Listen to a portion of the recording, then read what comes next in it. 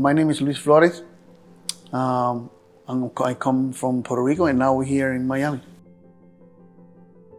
For us, the difference was the materials. Once we came and saw the materials that they were using for the home, it was something that impressed us comparing to other homes that we have seen.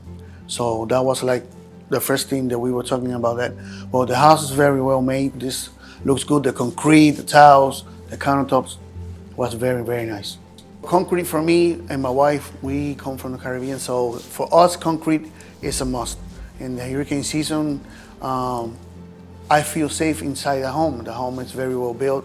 Concrete over wood, 100%. So that was another point that we were considering. Once we saw it, we said, this is our home. So basically, we are like in love with the house.